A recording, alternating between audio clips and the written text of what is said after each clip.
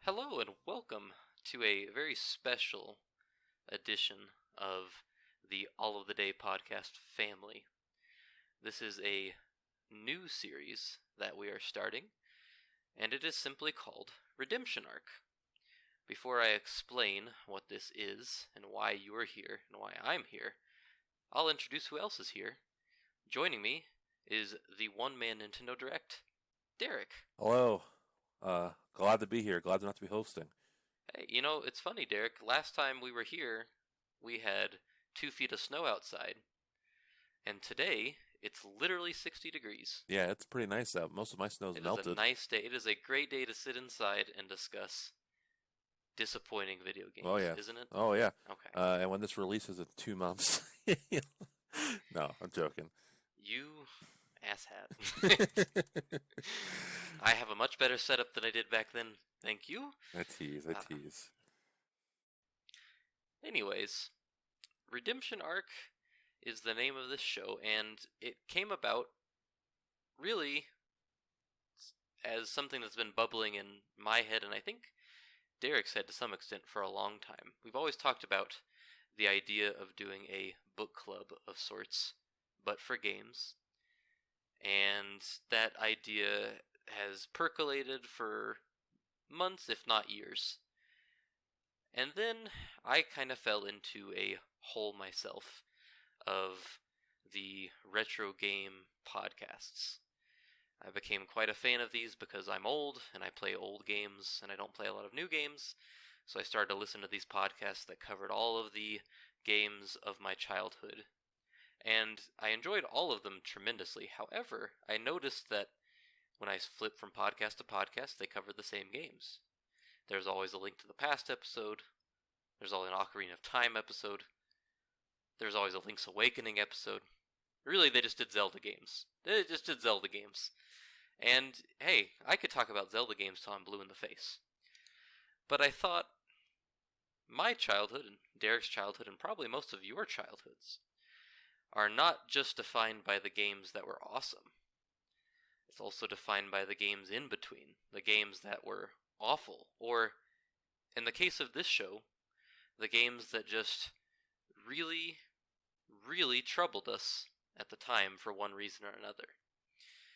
And so the purpose of this show is to take a disappointing game from our histories, or just the history of the industry itself, play it to some extent, do a little bit of reading and researching and watching to learn a little bit more about the origin of these games, and then make a final evaluation and determine if we believe that these games deserve their reputation as disappointing entries in franchises or just disappointing releases altogether, or if they are deserving of the fabled redemption arc that so many games get these days. The No Man's Sky award, if you will. Right. The No Man's Sky, the Diablo 3, the Destiny 2. Arguable. The Destiny, the Forgotten King. Destiny has a redemption arc every other month. We love, or people love redemption arcs, so why not dig into the archives of this industry and see if there's any other games that are worth this redemption arc. And anyways, what better time to do this, dig back in the archives, than a time when backwards compatibility has never been more accepted and celebrated, and Game Pass gives you free access to several disappointing games that come to my mind immediately. So, hey, it's a great time to do this show. And for our first episode, we chose a game that is very, it belongs to a series that is very near and dear to both of our hearts. And today's episode is about Banjo-Kazooie Nuts and Bolts. So what we're going to do in this episode is we're going to go through the history of this game, taking it from its announcement all the way through release and through its reception. Then we'll transition to talk about some of our more personal histories, like experiences we might have had in our youth as we played this game. And then we're going to talk about this game in a modern context, as in we played it, and we're going to share our impressions on various aspects of the game, how we feel about it, and finally, we will determine whether or not this game deserves a redemption arc, or if it should be banished to the disappointing games Hall of Shame. So, with all that being said, let's go ahead and we're going to dive into the history of Banjo-Kazooie Nuts and Bolts. After this short break, where you're going to hear some of the excellent music, I think, from Banjo-Kazooie Nuts and Bolts, we're going to deep dive into the history of this controversial game.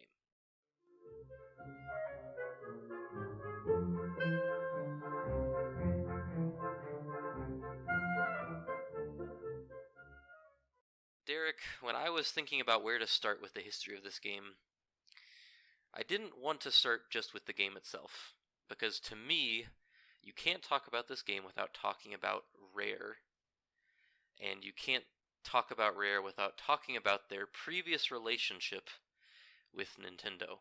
Yeah. And so, obviously, in the 90s and early 2000s, Rare was what I would call Nintendo's good hand. They put out several high-quality releases, especially on the Nintendo 64. They developed their own following of sorts, people who are very devoted to them. And then, early on in the GameCube and Xbox generation, Rare wanted money, and Nintendo, who already had a pretty big share, a 49% share of Rare, was not interested in outright buying them. They didn't want to acquire them. They were happy with them as a second party and nothing more. But Rare wasn't happy with that, and so they looked for a buyer, and they found nobody else but, well, they found a few other people, but they found who else but Microsoft. And, of course, this is a very different acquisition than recent Microsoft acquisitions, because unlike Bethesda, who owns all of their properties because Bethesda is a major publisher, Rare had a lot of games or worked with a lot of properties that it did not own. So obviously Star Fox belonged to Nintendo, Donkey Kong belonged to Nintendo, a lot of their stuff belonged with Nintendo, but they did bring over a few things. And thus everybody wondered, when would we start to see these different properties that we've known and loved in the past on the Xbox? And we got our answer with Grabbed by the Coolies in 2003. Everyone's favorite. Yes, Derek's favorite Rare game. It's beloved by many, and definitely doesn't deserve a spot on a future episode of this show. Now that I think about it, I would say it doesn't, because no one expected anything of it. Well, it had Rare's name on it. It was the first Rare game for Microsoft, but I think the expectations for that one were pretty low. It was dipping their feet into the water. Yes. And they found out the water was really, really hot, without Nintendo's mentorship to cool that water. So anyways, we got grabbed by the ghoulies, but, everybody was wondering, where is Conker? Where's Banjo? Where's Perfect Dark? Where is Banjo? Where is Perfect Dark? And we got Conker in 2004 with Conker Live and Reloaded, a remake of Conker's Bad Fur Day, that released to marginal acclaim. Yep, this will be the Rareware special podcast, by the way. We'll go to Conker's Live and Reloaded, Perfect Dark Zero, all your favorite failures. we could do a whole episode just on these Rare games. Yes. But I don't really want to play the next game I was going to mention, which is Perfect Dark Zero. I don't either. Which launched with the Xbox 360. It is a very bad game that I tried to play when everybody else tried to play it when Rare Replay came out, and that's pretty rough. And it wasn't what anybody wanted from Perfect Dark. It was a first-person shooter, and it did have Joanna Dark, but that's about where that ended. And Rare did a few more games. They did Viva Pinata, which people like. It has its fans. But there's no Banjo. The only Banjo release, there are actually two technically, was a Game Boy Advance game, which is Grunty's Revenge. It's okay. Some people like it. I don't. It's a game.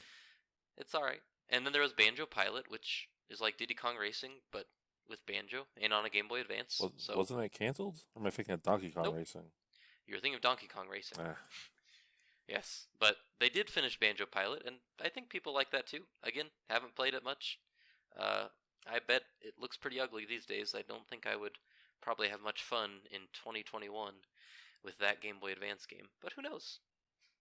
Anyways, the point is, Banjo was missing in action, and people were curious, people were anxious, people were demanding questions. And I personally remember at the time, I was pretty resigned to the fact that Banjo was just dead.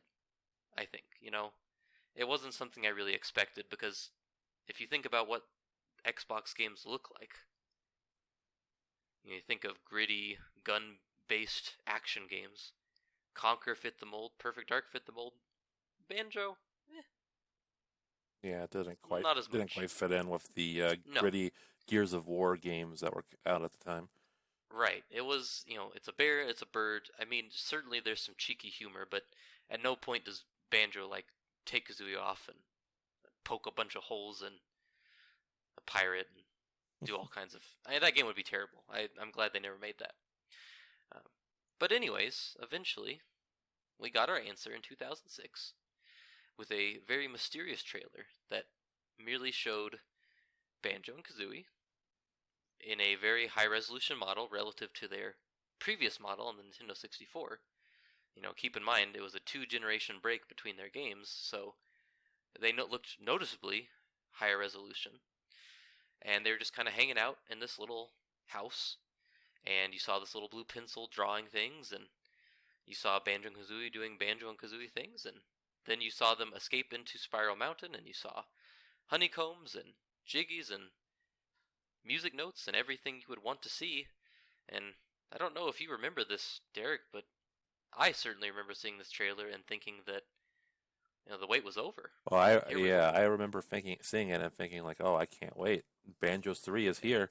I mean, it was everything you wanted, right? It was high resolution. It was Banjo. It was Kazooie. It had all the collectibles.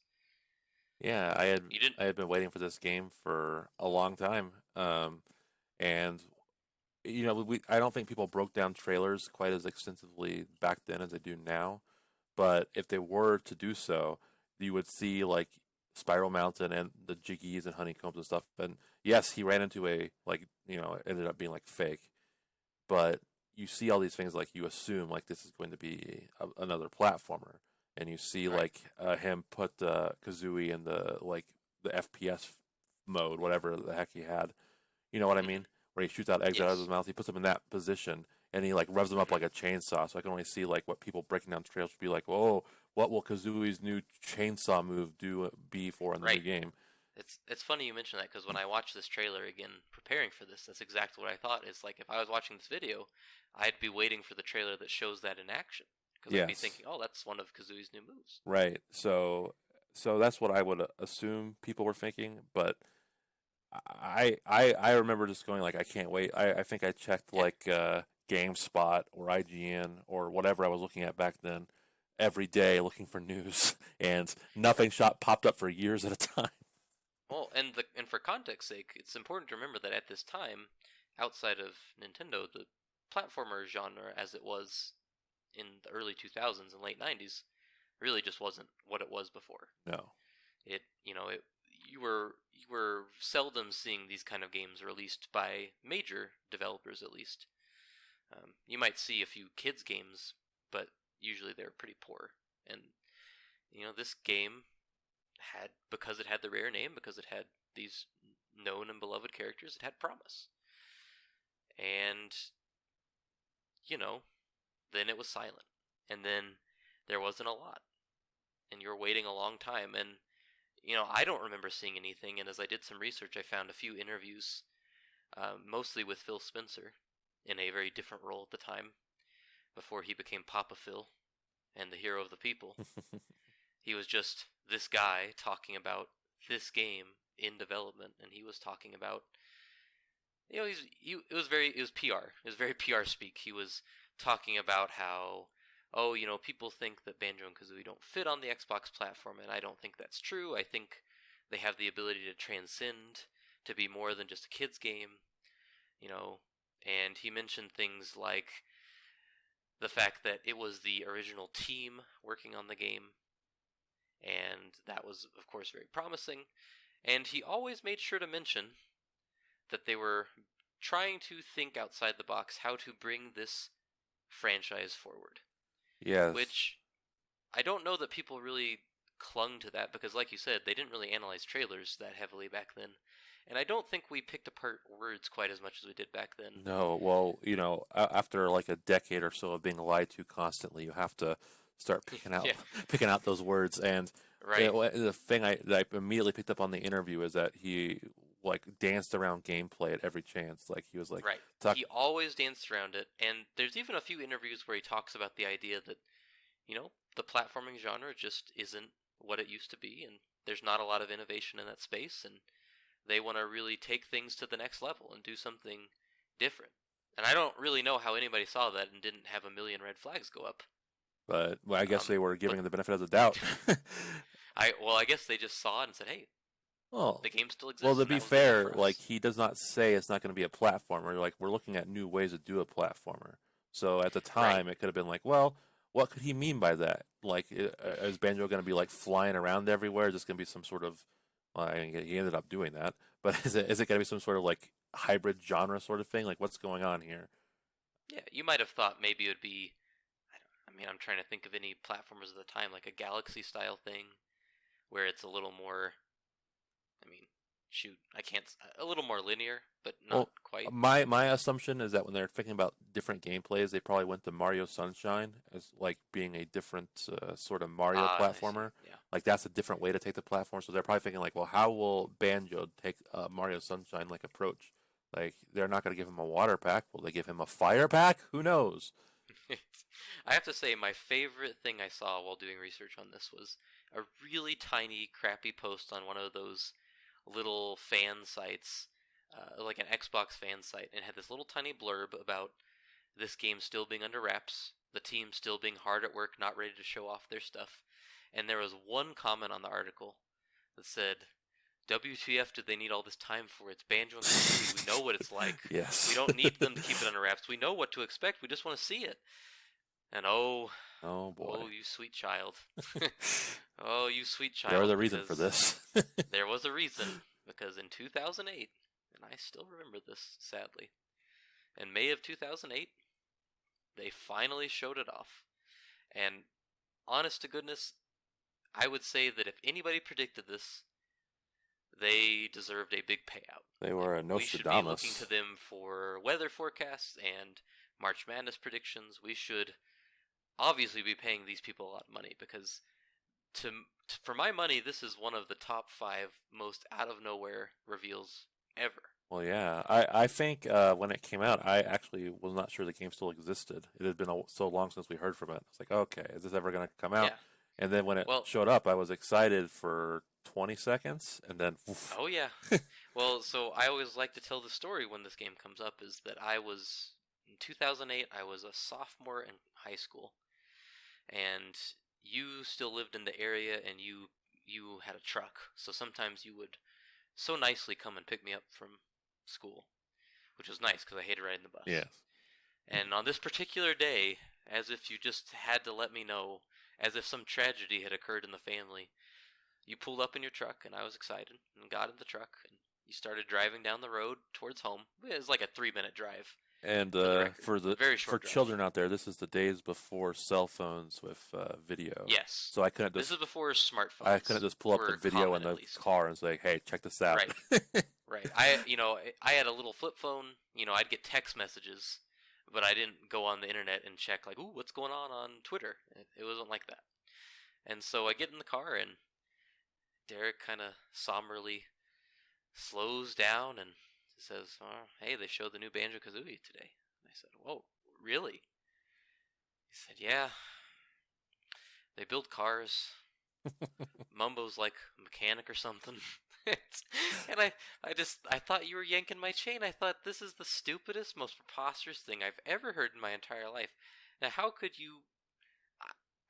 There was no way. It was obviously some kind of foul play on your part. Yeah. So, well, I'm known for such things. So yeah. I mean, you once told me you were on Nick Arcade. Yes, I did. So that you played Final Fantasy, or not Final Fantasy, Final Fight 3 at Nick Arcade, and you played as Guy.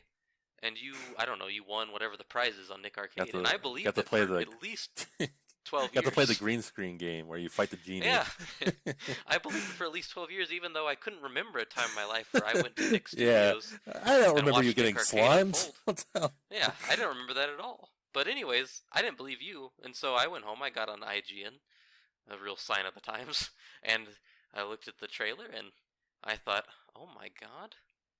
What the hell is this? it was just galling, and I hated it. I hate to be, these days I try to pride myself on being open-minded, but not in 2008 by any means. I was like, no way. Well, like in my head, I saw this and I was like, okay, well, I'm just gonna platform everywhere. That's gonna be my. Yeah. I'm not gonna use the vehicles. I'm just gonna jump around. No kidding. Yeah, yeah. This was easily like, this was hard for me. This was one of my favorite games growing up.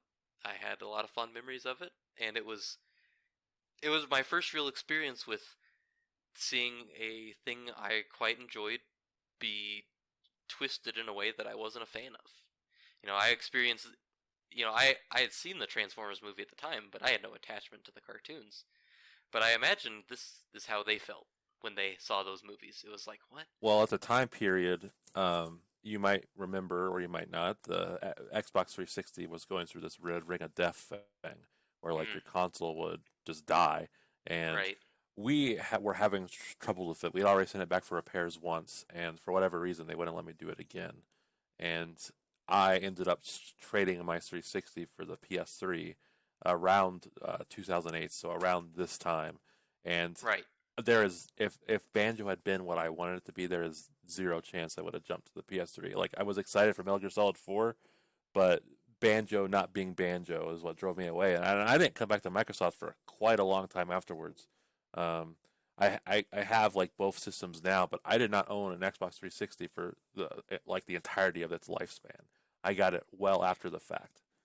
Yeah, I actually forgot that context. I knew that our system I knew this was the same year that we, switched to the PS3, but I didn't remember the exact timing. But I think you're right. I do remember it being kind of like almost like a relief. Like, well, I guess we have no attachment to this. Yeah, because like we weren't into Gears, and Halo was okay, but it wasn't like a system seller for us. And at the time we thought Halo 3 was the end of the series. Right. So yeah, and PS3 had Metal Gear Solid 4, which I desperately wanted to play, so it was an easy choice. Yes, and I think we made the right choice. I do too. That's a different discussion for a different Yes, day. exactly. So, we were not fans, and you know what? A lot of people weren't happy either. There was definitely a pretty concerted backlash. And if you read some of the interviews with Rare staff, none of them were really taken aback by it, which is good. I'm glad that they had enough common sense to know that this wasn't going to be immediately received and loved by their audience. This is the days before they would shame the fans into liking it, by the way. Because their quote, gosh, I gotta grab his name. It was Sean Reed, who's a lead designer on the game. I think his quote that sticks out is that he knew, like, based on this reaction, he was happy in some ways because it showed that people still had a passion for this franchise in their hearts. That's true. Which is an interesting take on That's a good take because it's a good take if you were working on this game and you need to get through it. Yeah, well, I mean, for sure. Because like, what's the alternative? Like, it shows up and no one cares. Right. No, it's true. It is a good perspective. Is that obviously that, hey, I guess this franchise does have some juice in it because people care and people were really upset. And I think what's been really nice about this, this game being as old as it is now, and things like Rare Replay coming along, and a lot of the developers at Rare having time to speak out about this over the years, we've been able to get more context on why, because that was always the mystery to me, is like, why did they do this? I kind of generally knew that it was something where they didn't think that the platforming genre really had legs like it did on the Nintendo 64, Mm-hmm. and that's why they made the jump. But there's also some other little odds and ends that they discuss. Just really at this time, Rare was interested in being innovative. They wanted to do something new. They weren't really interested in retreading things like they did with Perfect Dark Zero and Conquer Live and Reloaded. They wanted to try new things, and this was a new thing. It's something where I kind of blamed Microsoft a lot as a kid. But now looking back at it and reading these interviews and watching the different videos and documentaries about it, it's pretty clear to tell that this was Rare's decision. They wanted to take the series in a new direction.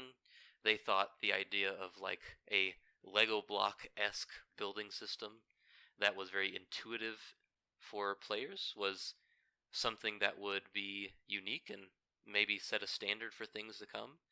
And they just wanted to go fully down that rabbit hole, and that's what they did.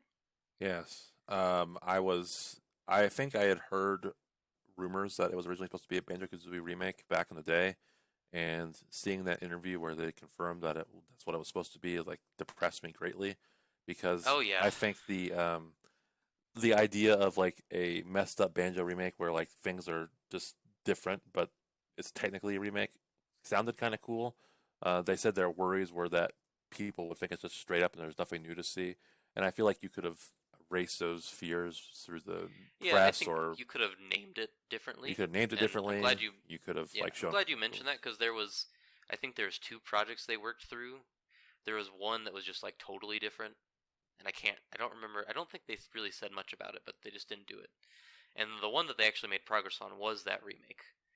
And they mentioned in their Rare Revealed video about getting through Mumbo's Mountain and piecing some of that together, but something just didn't feel right. completely right. I think that's an interesting way to do it. Like, it feels like a proto FF7 remake where things are technically similar but they're different. right. Well, and if you think about some of the humor that this series trades in, being very fourth wall breaking, that would work it would very be well. pretty fitting for having this. Like, hey, you've only seen this before. No, that wasn't there. The other idea they had was a similar platformer thing. It was Banjo versus Grunty, where Grunty is making progress through the level as Banjo is. And that's right. Totally different, very unique. I think that is an interesting idea that I'm ultimately glad they didn't go with. I feel like that would work for a two-player game, but I don't know how that would feel as a platformer. Yeah. No, I think we'll talk a lot about this later, but in a lot of ways, I do think they made the right choice, but we'll kind of get more into that as we go. And so, Backlash was strong. Rare was, honestly pretty genial about it. It was nice back then you didn't have as much, like, well, you're just a bunch of dumb babies anyways. And that wouldn't come around till EA invented the you're bad for not liking this game PR stunt, which is still around today. They just kind of put their head down, and they put their head down. They went to work, and then they another thing they did is they attached the release of the port of Banjo-Kazooie to the 360. They attached it to this. Yes. So they did do one thing to try and appease people, and then after that, it emerged in, I don't have my date right now, but I believe it was November of 2008. It was November, October. It's fall. Let me look it up so you can get specifics, but I think it's late 2008. It was a holiday holiday release. It was their big family holiday release. It says November 11th, 2008. I knew it. Yeah, November 2008. And it came out to, well, would you believe it? Mixed reviews. Mixed indeed. You had a lot of people who really loved it, and I think the trend you notice with a lot of those reviews is those people really didn't have much attachment to the original games at all. I think for me, I always think about how the Giant Bomb crew loves this game, but they also don't like any of the old games. Right. So you see that trend with a lot of the reviews of this, and then you have some reviews that just call it out as kind of boring. Like generally, I would say they all show an appreciation for what they tried, but some people just couldn't really get into it beyond that creative aspect. Yeah, I like what you're saying, like with how it appeals to non-fans. I remember as I was playing through the game, I would post about it from time to time on Twitter, and I had floated the idea that this would be better off as like a different like IP or whatever, not a Yeah. Banjo game. And someone responded to me that this is the only Banjo game they had any fondness for. I'm like, well, that sounds about right. Yeah. Well, it's actually funny you mentioned that because Grant Kirkhope, the composer for many of these games and this game, mentioned that he thought the game was cool, but he said the same thing. It just shouldn't have been a Banjo game. I think that if this had been like a straight up Lego game, I think it would be remembered as a legendary Lego like licensed game. Whether that speaks to, I know like we're not talking about quality yet, but I think for licensed games, people tend to, I don't know, be more forgiving. If you look at like Simpsons Hit and Run, I've played that recently. I don't think it's a classic like some people do, and I think a part of its legacy is that it's just a really solid licensed game. So you get this game that we'll talk about quality later, but you could say it's middling if you attach like a Lego license to it. It's all of a sudden like people are going to be like posting like, remember this? If you didn't play this in your childhood, you had a bad childhood, sort of thing. And as a Banjo game, I think I could this see it. kind of gets forgotten. Yeah, I think we'll get into a lot of that later, especially when we get towards the end where we're discussing its placement in history. But yeah, I think it was an interesting choice, and I think that really did affect the reception at the time. And I think over time, that reception has evolved very slightly, but it's honestly what you see back then is still a pretty close reflection to what you see now. Very divided. I actually thought the tide had turned, but then the more I've really dug into it and I've seen, there's a lot of videos about this game and its history and all that, and usually in the comments it's pretty even split of people who are like, I thought this was pretty cool, and a lot of people are like, yeah, but I just wanted another Banjo game. The way I look at the public opinion is the version of Banjo they chose to be in Smash Brothers. It was classic Banjo, no nuts and bolts at all. It does say a lot. Not even a reference. Banjo does not have a wrench. There's no car shit. It's just Banjo-Kazooie Banjo. Yes, that speaks volumes. So that's the history of this game. Very kind of brief overview. Obviously, there's much more to it, but there's a lot of resources out there if you're interested. I recommend the Rare Revealed series about this game because those videos, I always call them state-run media whenever they're done by the studio themselves. The CCP. Right. Well, it's a little bit like, gosh, like when Disney does a documentary about like Disney World. Oh yeah. Like, all right, yeah. I mean, obviously you're gonna say it's amazing and everybody's happy.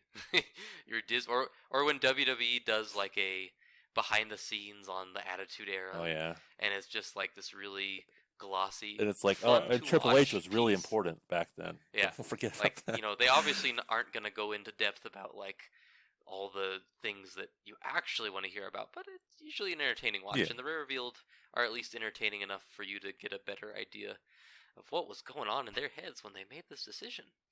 So with that being said, though, we're going to take a quick little break here, get some sips of coffee, and prepare to talk a little bit about our personal histories, and then also our experiences playing this game in the year 2021. So stick with us and enjoy some soothing Kirkhope tunes.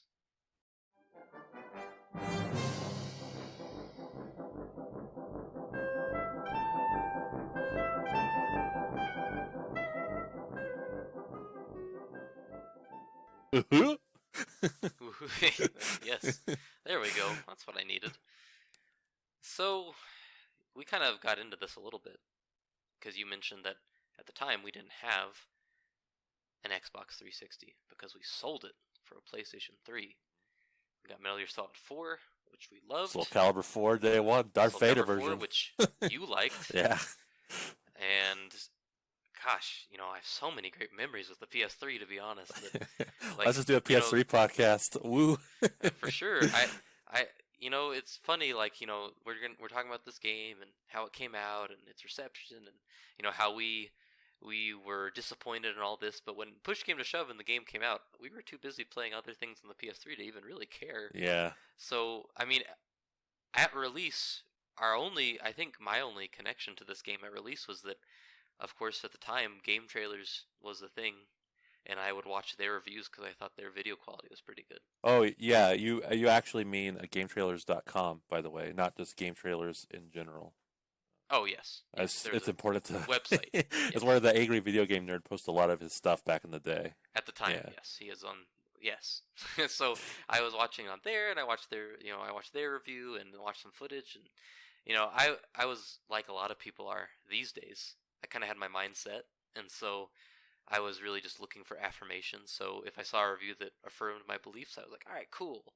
And if I saw a review that didn't, I just said, all these people are idiots and they don't understand what they're talking about. Which is also true. So that is my experience. I don't think I actually played this game at all until 2015 when I got Rare Replay for my Xbox One, and I played it for just a few minutes, and I didn't really like it. I think you played it though before that. I did. I didn't look into the in 2008 and 2009 when this game came out. I didn't really look in the videos of it much at all. Like I kind of had my opinion of it already. I browsed image boards or message boards and like saw what people were saying about it. But you know how the internet, even back then, the internet was mostly a negative place. So it was just like, oh, this game's shit. It's weird. I thought it was. I thought it was really nice. Yeah, I know, right? So I was always kind of curious about it though because I do have a love for Banjo. So I think in 2012 or 2013, when I was living in Rockford, Illinois, I bought an Xbox 360 for about $20, some really cheap because the Xbox One was right around the corner, and you could buy these things for cheap. They're practically giving them away. So I got one. I got like all the must-have games, and including in that was Banjo Nuts and Bolts because I had to know. So I played it for a couple hours, and I said, "This isn't for me. It sucks." And I put it down. I tried it again of Rare Replay, and I didn't like it. And I didn't play it again until this year, 2021. And my thoughts have changed on it, but we'll get to that. But let's just say that I think the new consoles have made this game way more tolerable than I think it would have been on the 360. Because when I played these, like the loading time seems like they would have been a problem, and the way the Xbox Series X/S loads things, less of a problem. I played it on the Xbox One first, and it was definitely not ideal. Even then, it was a better version of the game. I think I can't say definitively because I didn't play it on the 360. But I mean, there's no spinning disc. Yes. In this case, which had because the 360 was loud. Oh my gosh, remember consoles used to be loud. They do. Yeah. The 360 was particularly noisy sometimes. It sure was, like a jet. Yeah, it's funny to me when we're talking about personal histories. You mentioned getting one in 2012, and then getting all the must-haves, including this game. But I actually remember, kind of around the same time, I got my second 360 because at this point, we didn't live in the same house anymore, and I bought a 360. But I was in that cool kid phase where I was, I got my 360 and I got Modern Warfare 2. Oh yes. And I was playing that online, so I wasn't gonna bother with this kiddie stuff. Oh yeah, I didn't touch the Modern Warfare. I was already out of the shooter phase. You would thankfully gracefully aged out of the being too cool for school era, where I was just in the thick of that, trying to show how cool I was with my Halo ODST and my black Xbox Elite. I feel like everybody goes through that era, and I blame that for why I didn't really have a fond memory of Generation 3 of Pokemon, which everyone seems to love. I did not play those until well after the fact. Yeah, they're pretty good. I played those quite a bit. But I didn't play Banjo-Kazooie Nuts and Bolts very much. It was a game that, and it's funny, I actually did buy Kazooie and Tooie, even though I was too cool for school. I bought both of those on my 360 and enjoyed those a fair amount. But when it came to Nuts and Bolts, I was just like, nope, no interest. And it really wasn't until Rare Replay that I finally thought, I think it was because I had heard Giant Bomb praise it, and I was like, somebody likes it, so I should give it a chance. And that's really the extent of my personal experiences with this specific game. I think yours as well. Right? Yeah, pretty much. Yeah. In the future, this might be a little more extensive, but we happened to choose a game that we actually did actively avoid for a because, long time. at the time when it came out, we were kids, and you can't buy everything you want when you're a kid, or even things you just kind of want to see. So you had to kind of pick and choose, and you weren't going to pick and choose something you just thought could be trash. We were much smarter with our money in some ways. Oh, definitely. I waste way too much money on games. Oh, I do too. Anyways, I would normally kind of cut a break here, but that section is really short, so I think we should just talk about this game in 2021. And here's how I want to do this. I want to break it up into little pieces, and I tried to choose pieces that I feel like are essential to the Banjo formula. So I've put them in order on this little doc that I've been referencing. If I were making a Banjo game, let's say I have this big old pot here of Banjo-Kazooie. Yeah. One of the first things I'd put in there, put in a lot of this, I'd put in a nice touch of humor, a very humorous tone. Mm-hmm. So we're going to talk about how we think Nuts and Bolts is in that sense. And I will tell you that on this front, I don't like it. I don't think it hits its mark at all. I think that it's hard to quite put a finger on what's different about it as far as tone goes. But to me, it never felt quite like Banjo. Let me try. So we'll talk more about this later. But as part of this, I did play Tooie a good deal. Too much, actually. And about a year ago I played Kazooie, so it's all very fresh in my mind.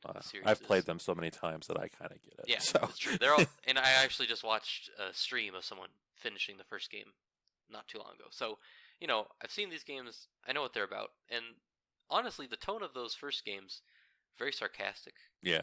Kind of mean-spirited, honestly. Like, Kazooie and even Banjo, bunch of assholes. Yeah. Like, I hate these people. Like, if these people were if I worked with these people, I'd quit my job. Yeah. Like, I do not like them. And not that I don't like them as a player, but if I were in their world, I wouldn't like them. No. They're not nice. No.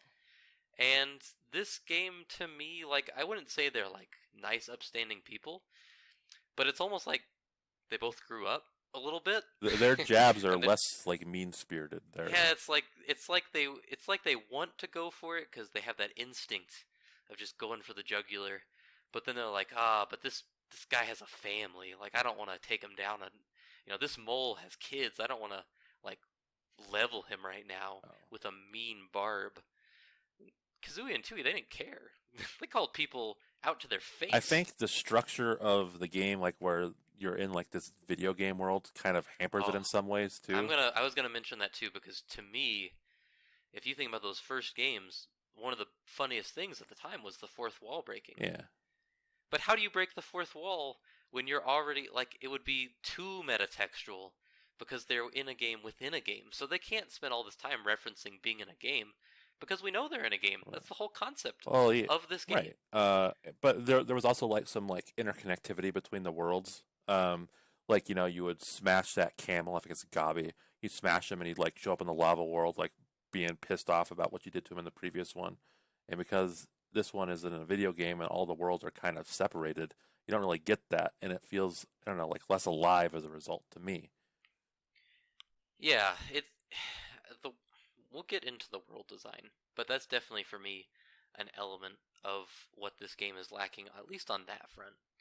I think what also doesn't help is that, and this is like if you were bringing this game back, or if you were doing something like this in modern times, this would be like the absolute biggest mistake you could make, and that is like the little details that really you remember when you think about this game, like when you're a kid. Like Kazooie and Tooie is the grumbles, the grunts that they make while they talk. They make them constantly. Yes. While they're talking, and the text moves while they do it. And in this game, they do they do one, and then it's just text. Yeah. And it's like, to me, it's like you totally missed. Like, in my head, the reason they did that is because it's 2008 and they think nobody's going to want to see this. They'll think it's a game for babies and they don't want to play this on an Xbox. But, I mean, that's a key part of the humor. Yeah. And the tone is that grumbling that Banjo does, that Kazooie does, or the I mean, the grunty grumble is legendary. Yeah. Exactly. Just hearing it once doesn't do it. Yeah. To me, it feels like it was written by different people. Um, this game feels less offensive and more defensive. Like they're constantly like reminding you that like, hey, if you don't like this game, there's another game for you. It's called Banjo-Kazooie. If you like, since we were played on Series S and X, Cheston for the last part of it played on Series S anyway. The the loading screen tips I did not see, but looking them up, I know that there were like, hey, if you don't like this, go play the other game. And to me, that felt very, because I remember looking at the time and thinking like, this feels very like, I don't know, you're offended. But like but going beyond loading screens, like I did like a log mission that I quit out of. Log would be the DLC. The log missions would be DLC stuff. And I was like, okay, well, I'm not really having fun doing this. I'm gonna try and do something else. And as I quit, Mumbo says, he didn't say this exactly, but he says like, you're off to go bitch online about the how this isn't a platformer anymore. I'm like, well, no, but that's awfully weird. It feels like you're insecure about this game. Yeah, it feels a little touchy. Yeah. like somebody's feelings were hurt, and hey, I get it. They worked hard on this, so I understand. I do too. But I don't, I think those jokes have their place. I think everybody loves that Paper Mario picture from Super Paper Mario about I love to go online and complain about games on the internet. That's pretty fun. Yeah, for sure. But when it's so direct like this, it almost feels like, hey, like, okay, now you're just insulting the audience even more. Well, that's the people that would buy this game. Like, yeah. I feel like the people like Banjo-Kazooie is for older people. You're not going to get young people interested in a new genre. You're going to get people. Maybe that's why a lot of people didn't buy this game, which we'll talk about later. Yeah, I really don't think for me this hit the spot. Now, I should say in full context, and I meant to do this earlier. Derek finished the game. I did not finish the game. Yes. I played what I felt was a good enough amount for me to speak to some of these aspects. So I'm aware that there might be some holes in my knowledge. For me, I got every single Jiggy that was not tied to the TT trophies, which is if you get I don't know, like 4 or 5 TT trophies, you get a Jiggy, and I felt that was a waste of time. So I just got the Jiggies for each mission and called it good. Yeah, so you played a fair amount more. So if you don't feel like it really hit the mark either, then that tells me that I got a pretty good read on it. Well, yeah. As for the writing, yeah, it just feels like a different group of people. It actually got like I got to be honest. Like towards the end, I was like, I was skimming text. I was like, this is just not interesting to me. It's not doing it for me. Yeah, it's kind of a bummer because I think some things about it are pretty I think could have been good. Like having the cliched beginning where Banjo's overweight and just like a total loser eating pizza playing video games, which kind of sounds like me. But either way, that opening bit, that's cheesy, of course. I thought but I thought it fit in with the Banjo. But for Banjo, it fits, and that was kind of a funny opening. And you have a little race at the beginning where him and Grunty's head race, and eventually the Lord of Games, is that what that stands for? LOG. Mm-hmm. He steps in and says, "Oh no, enough with this garbage. This sucks." That stuff I thought was pretty funny. I was like, "Oh, this is kind of fun." But then as I played, actually played the game, I was just like, I don't really care about any of this. No. And I'm sorry, but if those early Banjo games, as fun as they were, if they didn't have the tone and the humor that they had, I can't guarantee that I would actually care about those either. I think it's the first thing that matters about these. That's why I listed it first. Well, that's what separates Banjo from, I don't know, like Croc or something. Like the Banjo's game had personality. Like you remember the game over screen where Grunty takes Tooty and like changes into the hot Grunty or whatever. Or you remember like when you're fighting a boss and they mock you or something. That's just missing from here. You don't get that. I'm going to take a moment here to acknowledge that the coolest thing about Banjo-Kazooie is that the game over screen, you can go to that place in the game. You can. That is really cool. I remember as a kid thinking that was the coolest thing. I remember hopping That is around so there cool. Yeah. and thinking like, how can You I? can't really do anything there, but No. man, is it awesome. Yeah, that was cool. Yeah. I wish more games Banjo-Kazooie, did stuff like that's that. a great game. I know. That's a great game, and that's a great moment. So, I think next in line as far as what I think would be essential would be the audio, Yeah. the graphics, or the sound and the graphics, and I'll start with the sound because let's be nice. I really think the sounds are amazing. Okay, I music will is great. meet you halfway. I think the music is great, but the sound effects are kind of cheap. Okay, sorry. The music is incredible. Yeah. That's what I'm talking about because this series is known for its music, and the music in this game is great. Yeah, I'm not really a music guy, but every level I played, especially like Banjo Land, which is the Banjo tribute level, and it has the Frazizi Peak in the middle, and you hear that music swell, but it's obviously done up for a new generation. It's more orchestral. I also think Click Clock Woods is in there somewhere too. So is it? I think so. And they have the Treasure Trove Cove, or that's Diddy Kong Racing. No, Treasure Trove Cove is the second level of Banjo-Kazooie. Okay, good. Well, yeah, that music plays when you're on the first level, and it's like, man, this is great. Like they had Kirkhope. He was the genius behind this music as he was the original game, so it makes sense that, hey, you know what? Kirkhope doesn't miss. He hits every shot he takes. I believe he was also involved in Ukulele, which say what you want about that game. Had good music. Had good music. The best thing about that, I actually think he also did Impossible Lair, which has way better music. Yeah, so and is a very interesting game. So you can count on him. That's what the lesson here is. Yeah, you can count on him. Kirkhope, he doesn't miss. Oh, this game's got great music. All the remixes are great. So yeah, I loved the music, but I think you're right. Some of the sound effects do feel like, I don't know. You're talking about like the. Well, what always came to me is during the intro race when Log like turns Grunty into like something. I don't remember, like a frog or something. It has like the sound effect that straight up sounds like it came up from Bubsy's 3D, some cheap game. And I remember thinking like, this is bad. I don't think this game had a very big budget. That's what I felt too. But like reading the interviews, they're talking about how expensive this game is. Like, really, it feels cheap to me. I don't know. Stuff like the sound effects. Stuff like the sound effects made me go like, this is like shoestring. This is something I'd expect, as I said, like Bubsy's 3D-esque sound effects. That's kind of to me a modern Rare thing. Is it does feel a little cheap around the edges. I just can't put my finger on exactly what it is, but I think you're right. Some of the sounds, aside from the music, like the enemy sounds, are like ridiculously cheap sounding. Like they're right. Yeah, I think I agree with you. Because like all the iconic sounds, so like the banjo grunting, the grunty noises, like those are from the old games. Anything new and that this game introduces is bad sounding. And we already touched on how the grunts are messed up. Yes. But I think worse than the grunts, well, this is kind of 50-50 too, but we'll start with the bad on this one. The way this game looks, again, I'm not feeling it. I don't like the just blocky overall, looks. Like, the character, so this was one of the things I was most curious about. I think I kind of figured the reason, but it was nice to have it laid out for me in various forms.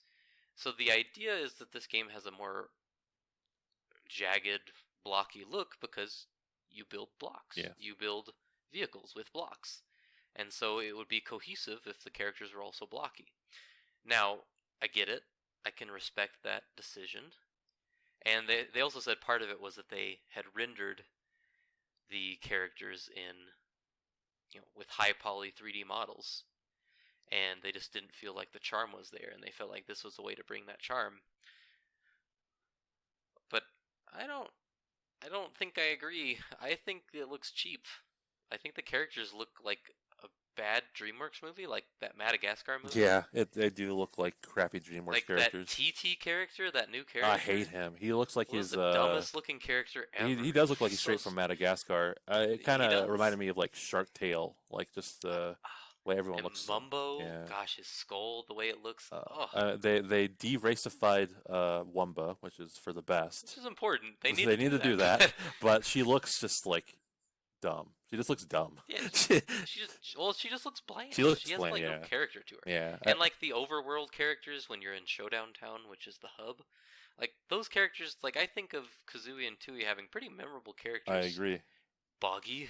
Right. Remember Boggy? Yeah, I remember, but none of the new characters introduced in this game are memorable. They look overworld like characters crappy. look stupid. Again, they just look. It looks like a crappy DreamWorks movie. Now stop me if you've heard this before, but the cops are pigs. Oh my god, it's really, really well thought out. Commentary there. It's a good touch. Yeah, I don't like the way they look. I think they look stupid. They look dumb. They're QB. I don't know. Again, this is one of those things where look at the version of Banjos and Smash Brothers. It doesn't look QB. I get what they're saying with like bringing over the old model and doing it just lacked the charm, and because I get that there are some times where that happens to mascots and they bring them to a new dimension and some of that charm is lost, but I think if you're really take your time, you can work your way around that. I think Nintendo's done a pretty good job of maintaining Mario's charm in his various incarnations. They made him very rounded and cute, and all of his moves express some amount of joy. Well, what the difference here, I guess, is that Mario continues to kind of expound on what a platformer is, where Banjo just abandoned it. So that helps. It's true. I will say, on the more positive side, is that I think for a game of its era, in terms of how it looks, it holds up okay. Like, not the characters, but the worlds, they look okay. Like, they don't... Some of those 360 games look like freak shows these days. Well, it's hard for me to say, because this playthrough is entirely on Series X, where it has been up-res, and, like, it looks really good. Well, that helps. But if the game was ugly... Like, it wouldn't matter. Well, the thing is, though, like, 4K and ugly. when you're at the start screen and it shows you like the pre-rendered video of the gameplay, it looks abysmal. So I don't. Oh yeah, that looks bad. So I don't know if that's what it looked like back in the day. But if that's the game I played, I don't think I could have made it past like an hour. So I think the touch up really helped. Well. Yeah, maybe that's the case, so maybe we really can't speak to that totally. I think the visuals kind of, like, it's a 50-50 thing. Think, just like sound, good music, but bad sound effects. Yes. Graphics, bad character models, everything else looks okay. Yeah. Like, Showdown Town, it's vibrant looks enough. Looks good. The jiggies and the notes look really nice. The start screen where you can see Spiral Mountain is real nice. Oh yeah, that gives you a false promise, like, oh my god, we're back. That really does the trick for me. So that's all right. That's why the last level, since you didn't get there, Spiral Mountain. It's like, oh, here we go. Yeah, I know. Jams. When you told me that was what it was, like, yeah, that's kind of cool, but we'll get into some of this later. But I don't know if I can do it. But yeah, just like tone and humor, it just doesn't quite hit the mark for me on this front, which is big because, again, this is the second thing I would look for, and it doesn't really hit those marks for me. Just cheap DreamWorks movie with bad sound effects, but good music. Like, I don't know. I'm sure Shark Tale had good music. I doubt it. Well, you got a good point.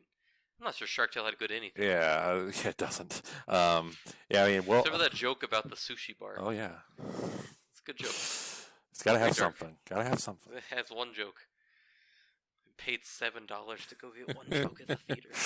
Mom paid that, so it's okay. That's true. And also that joke is dated because nobody pays $7 to go to a theater. No way. Nobody goes to a theater anymore. Let's say those are dead. Thanks, COVID. Yeah, we pay for streaming to get HBO Max. That's right. So we can get disappointed in our own homes. Watch Snyder Cut. Yeah. So for this next thing in my Stewie here, I said world design, and I want to be clear. I mean like the game worlds. So there's 5, right? Mm-hmm. 5 game worlds. I didn't finish the game. There's 5, and then the 6th one is, because you might get someone on here. Spiral Mountain, which is where you start. Which is not a real world. It's like you got 2 missions and you beat the game. So I don't count it. When they say 6, it's PR speak for their whatever. It's like when a game is 30 hours long, but it's actually like 10 with a bunch of filler extras. Yes, exactly. Okay. So, some of the worlds, so the ones I played, you have Nutty Acres, the first one. Very basic world 1-1 of Banjo, Nuts and Bolts. I mean, it looks like what you'd expect. It's an island. There's some grass. Yeah. It's very bright and colorful. Gets you in. There's the Logbox 720, which I think gets you right out. It's a classic 1-2. Like you look at this and go, all right, maybe I don't like this. It's got some interesting pieces we'll talk about, but it's like a fake console that you're inside of, basically. It's kind of amazing that they didn't call it Logbox 420. I think the joke was that they were doing 360 times 2. They really missed it there. So, and then I also played Banjo-Land, wow, which was designed for me. Yes, Banjo-Land's a cool level. That's a cool level. And what else was there? I forget the names. Okay, so they're obviously great. One thing before I say anything else, and this might have gone more with tone and humor. At the start of each of these worlds, the first time you go in, it has these little vignettes that are supposed to be like an old TV show, where it introduces the characters. I don't like these. I hate them. I think they're not funny. They seem out of place. Yeah. They're not funny. So for the first level, I thought it made sense because it's called Nutty Acres. Yeah. So it's like, oh, it's Green. Yeah, Acres. exactly. It's a Green Acres joke. But then I got the Logbox 720, which is just, fake video game console. And when they did that again, I was like, okay, so this is just what? What's the joke? It's not. Here's the characters. Yeah, it's not a joke. And they're like, where's the joke? Yeah. They got different outfits and stuff, and different personalities based on the level, which is fine. But which is fine, Banjo, right? But I don't need an intro. No. Not really. It feels weird. It doesn't accomplish anything. It doesn't make me excited to play the world. To see that they've got the bartender from Jolly Roger's Lagoon. I hate that level. They should not include that level or characters from it in any game. I agree. So sucks. I don't really need to see that at all. Yeah, so I don't like that. I do think. Okay, so the first level I think is fine. I like the layout. It's got a beach. It's got a volcano. It's got a little farm in the center. It's pleasant to look at. It has that great music I mentioned earlier with the Treasure Trove Cove. I think it's pretty well designed. I think Logbox 720 is a nightmare factory. I think the only cool thing about it is that there's some spinning discs with different rare games on it. Yes. Which I mostly like because they have an It's Mr. Pants disc on there. They do. And that's a reference that probably 3 people understood and appreciated. And then there is Banjo-Land, the other one I played, which is a big giant tribute to Banjo. I don't really know that it's laid out very well. It's not very sensible to me the way it's laid out, which I would like it if it was. But I mean, it has the big Frazizi Peak snowman in the center, and it's got a Maya Him Temple callback, and I'm not gonna lie. Oh, it had a Mumbo's Mountain thing with the Maya Him Temple. Had a little Stonehenge thing that you do the Talon Trot along. I'm not gonna lie. When I saw that, I thought it was pretty cool. And I don't try not to be one of those people who loves being pandered to, but I'll admit, I liked it. So here's where I'm going to disagree with you a little bit. Yeah. I think the levels are really boring. They're I talked about how I felt about them in gameplay. Oh, right. But I think as far as world design goes, they're all kind of the same. It's just a hub to get around to your missions. That was what I was going to say. Because if we talk about this in terms of a game design, which we're not experts at, no, so I shouldn't even use that word, but I'm going to. If I take a good game like Banjo-Kazooie, keep in mind I'm not using TUI. When I think about Kazooie's worlds, all of them actually, maybe not Mad Bouncer Mansion, but most of them. So those worlds are they're not different. hubs. They're not just hubs. They are very carefully designed levels, and they have the notes that guide you around to see the interesting pieces. Yes. And then and as you follow the notes around, you just naturally, intuitively pick up where you think a Jiggy might be, and you get a good sense for the world. Yeah, that's a good way to tell if you need to get more Jiggies in a spot. If you have been to a spot where there's still notes, there's probably a Jiggy there. It's clearly designed in a way that is meant to funnel you around. I mean, not funnel, because that makes it sound like it's super linear, but you have a good idea of where you should go, and it just naturally leads you into these moments of exploration and finding some pretty exciting challenges. Yes. In this game, they're just these big circles, and there's people on the map, and you go to the people, and they give you a Jiggy challenge, and you do it, and you get Jiggy. That's it. Yeah. And there's notes, but to me, in my experience, the notes aren't really laid out in a way that's meant to guide you at all. Nope. They're just there. The notes are just like they're just kind of in placed. weird places. It's more like playing Sega Genesis Classic Barney's Hide and Seek. You're just kind of like looking for these notes in all these weird places and see if you can find them. But that's not. I don't think really that's what fun. Those are for. That's not fun. That's not what those are for. Yeah. Like people shit on collectathons, but in general, I feel like they were laid out in a way where when you were collecting them, it made sense where things were. It encouraged exploration. Right, and they were designed to encourage exploration. This does not. This is not. Like I do not like enjoy going to a random corner of the map and getting like 10 music notes for blueprints and stuff. No. Part of the reason I didn't finish this is because there was no driving force for me in terms of exploration like there was with Kazooie or even Tooie to some extent, because I would get into the world, I'd see the little blips on my map for the jiggies, I'd go to them, and then I'd be like, all right, I'm good. Yes, get out. With the exception of the last world, which is a pain in the ass to navigate, as I said.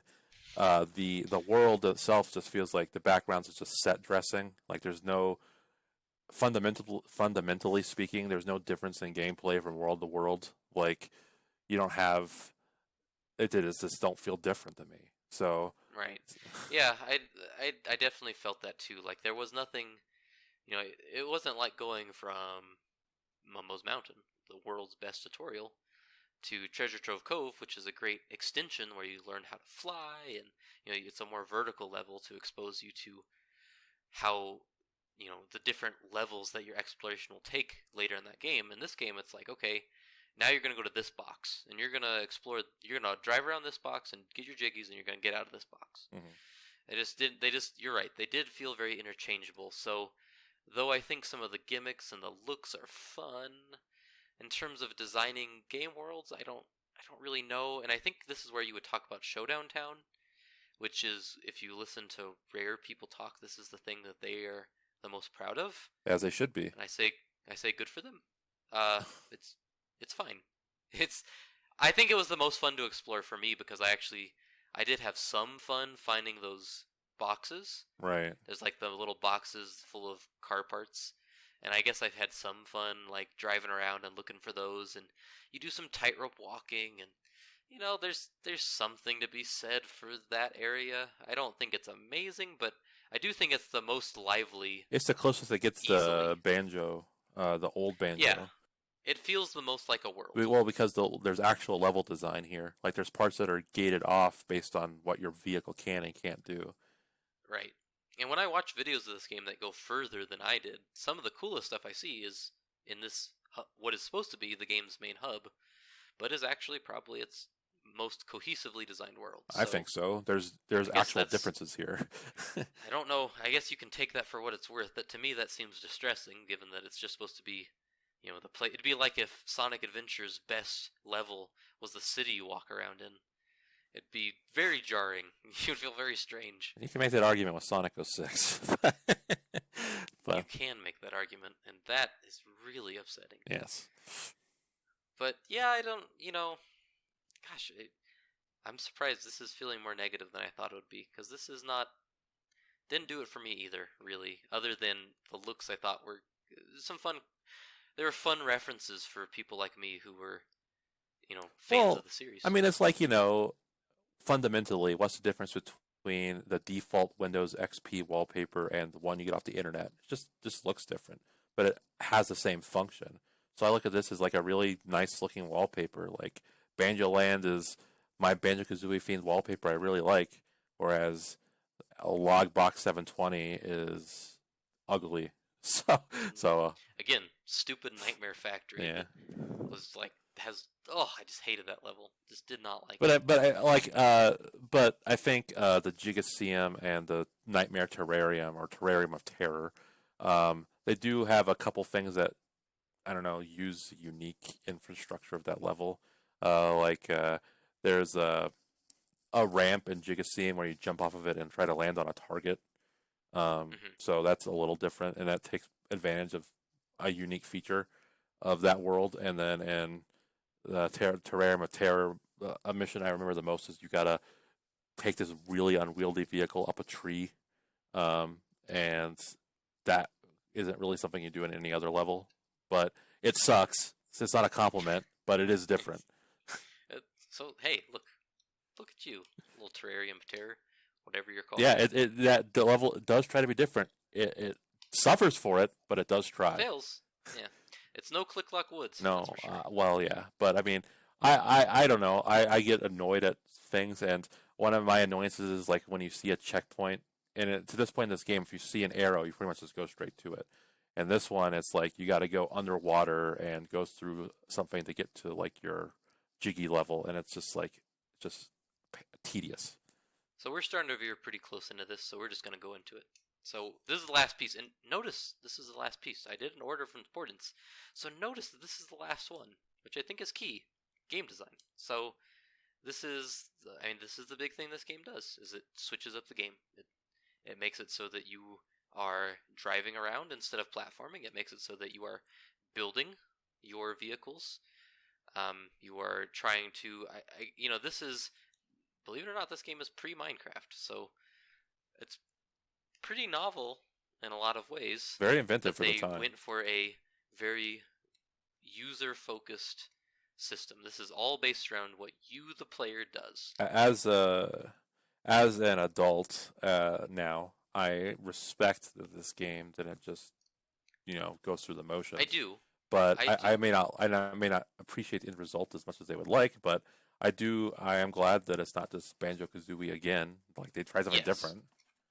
Yes. So I think the first thing we shouldn't talk about is the building element, because that's really the heart of everything. Yes. Like, everything you do is built around this, and in this game you spend a lot of time building. You are spending a lot of time in Mumbo's garage, trying out these various parts that you're acquiring throughout the game, slapping one onto the other, and I think the building tool is mostly intuitive, I would say. Yeah. Like, I'm not big on these creative tool sets, and especially for the time, I would say that this is pretty well put together. I don't know how... I think for me, there's some elements that they could explain better. Like, the effects, like... Some of the missions will require you to have certain things on your car. Some missions call for heavier vehicles, and some missions call for more fuel-efficient vehicles, and some just call for more powerful vehicles, and some of the things are pretty intuitive, though there's some elements that I still just didn't quite understand how to build to that specification, but that's because I'm an idiot. Did you like the building? Did you spend much time with the building? No. I for like at one point I made the default vehicles like this crate thing that you can carry around stuff in. So at one point I made like a bigger version of that with like jets on the side for easy maneuvering around things, because a lot of the missions of this game involve carrying something from one place to another. So it's just a matter of convenience. So I made one of those from scratch. But generally speaking, what I would do is I would take blueprints and then modify them slightly. Like I would add like an engine or some gunpowder to something.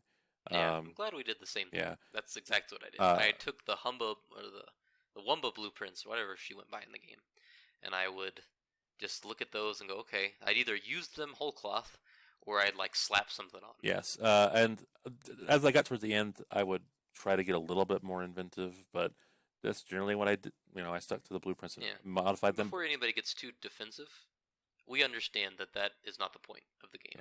Yes. It's more of that's a personal thing. I'm not faulting the game for it. It's just I'm not creative. We were never big in the Legos and stuff as children, so this is as I tell people, when kids of the '90s, our entertainment didn't ask us to be creative. Right, exactly. Our entertainment presented itself. Well, that's why I could never get into Minecraft. It just wasn't. Right. But I was going to get into though, like that's where the loading of the new system really helps, because for the later missions, I would find myself like failing and like having to tinker a lot, and I can only imagine how frustrating that would be with constant loading screens. Yes, that actually is something I remember on the Xbox One, is that I stopped playing the first time because you'd get to a mission, like the first mission I think that actually asks you to do anything is a boss mission where you're trying to ram into Grunty and knock a little orb off of her car, and your default vehicle just doesn't cut it. And so it's like, you need a heavier car. And so that's the first time I really would get into the menus. And the loading times would just make me so not want to do it. And you have to spend so much time going back and forth that without good loading times, you would just get so frustrated. No, there is 0% chance I would have beaten this game with the original load times because absolutely. At the end of the game, there were missions that took me, I don't know, 30, 40 minutes to figure out the right method of doing things, and it involved going to the garage over and over again, probably between 5 and 10 times. And I can just picture myself saying this is taking too long, I'm out. But on Series X, it's 5 seconds to get to those screens, so it's not bad. It's a lifesaver. Yes, so like I said, spend a lot of time in that garage, so it's handy. So I will say that I will say my experience with the game is not authentic to the era, but for modern players, I think this is the time to play it. So. Did you feel like it did an okay job explaining some of the more complicated elements? Nope. Okay. I had to, and I think that's kind of a symptom of the time. I had to kind of discover for myself about things. Physics-based mechanics, if something's too top-heavy, it's not going to steer as well. We are not engineers. It didn't tell us that, so you kind of have to figure that out on your own, which is fine. I like it when Dark Souls does that, so I'm not going to be hypocritical and say it's bad here, but it's just not what I'm looking for in a Banjo game. Yeah, I get it. I appreciate it. I think if I were more creative, I think our younger brother, who is actually an engineer, I think he might get more out of this. I think he actually might. People that are in the Kerbal might enjoy. Right. Yeah. I think those people would be satisfied. So I can't say that this is a flaw as much as it is a personal failing on my part.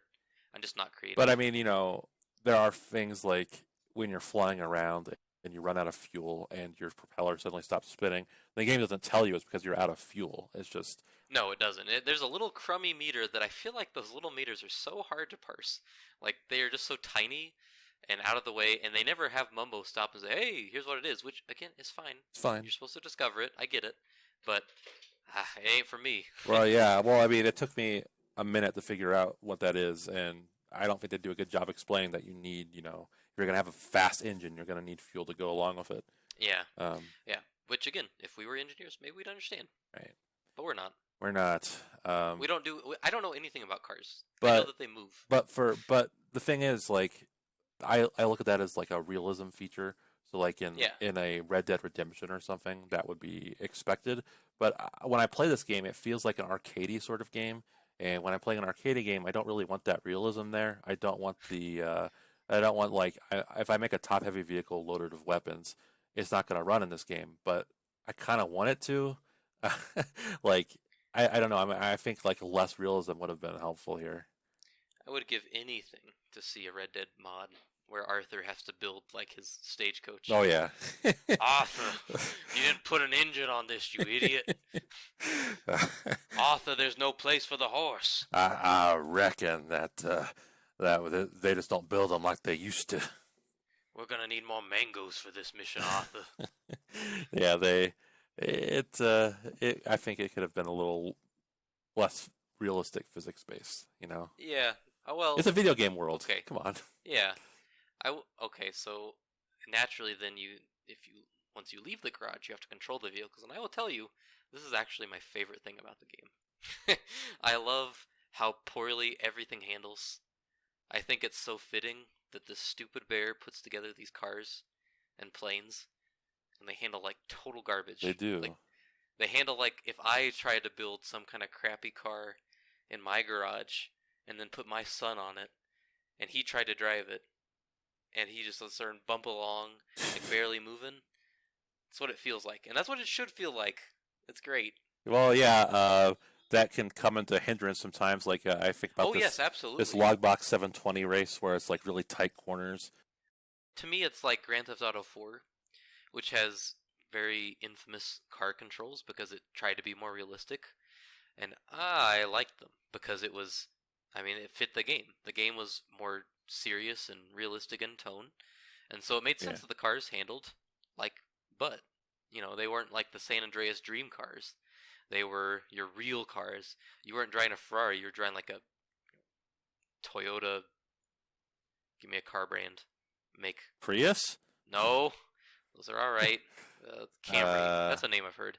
Yeah, There we you went go. from a Ferrari to a Toyota Camry, right? We don't do Yeah, cars. sure.